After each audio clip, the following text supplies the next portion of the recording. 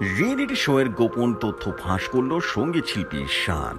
বলিউডের সঙ্গীত শিল্পী শান 90 দশক থেকে এখন পর্যন্ত সঙ্গীত প্রেমীদের প্রচুর হিট গান উপহার দিয়েছেন। সর্বশেষ সিকান্দার সিনেমায় বম বম হলে গানটি উপহার দিয়েছেন তিনি। প্লেব্যাক সিঙ্গে রীতিমতো পাশাপাশি একাধিক জনপ্রিয় গানের অনুষ্ঠানে বিচারক এবং অতিথি বিচারক হিসেবেও যোগ দিয়েছেন। এবার সেই প্রসঙ্গে বিস্ফোরক মন্তব্য করলেন শান। সম্প্রতি ভিকি লাওয়ানির সঙ্গে এক সাক্ষাৎকারে শান দ্য ভয়েস অফ ইন্ডিয়া এবং সারেগামাপা লিটল চ্যাম্পস সহ একাধিক গানের অনুষ্ঠানে নিয়ে কথা বলেছেন তিনি।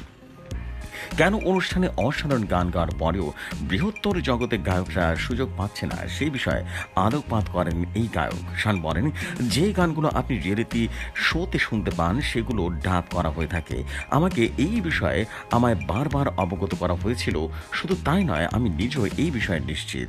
2018 সাল পর্যন্ত যতদিন আমি এই সমস্ত রিয়েলিটি শোয়ের সঙ্গে জড়িত ছিলাম ততদিন পর্যন্ত এই তো এতটাই নিয়ম ছিল।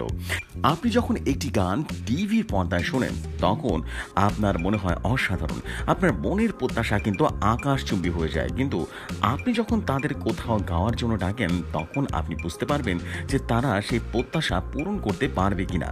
তার কথায় অনুষ্ঠানের প্রতিযোগীরা যে গান গায় তা শুধুমাত্র একবার গাইতে হয়, কিন্তু এরপর সেই গানটি নিয়ে তাদের স্টুডিওতে নিয়ে যেতে হয় এবং সেখানে আবারও গান গাইতে হয়। গানে যেটুকু ভুল থাকে সেগুলো সংশোধন করে দেওয়া হয়, আর সংশোধন করে দেওয়ার পর গানটি রেকর্ড করা হয়, সেটাই আপনি শুনতে পান টিভির পর্দায়।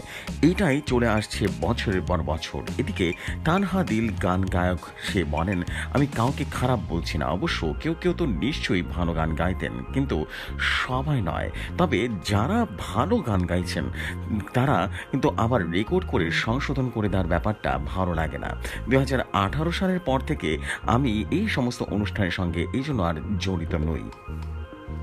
এমন সব নিত্য নতুন নিউজ পেতে রেডিও শহর নিউজের সাথেই থাকুন।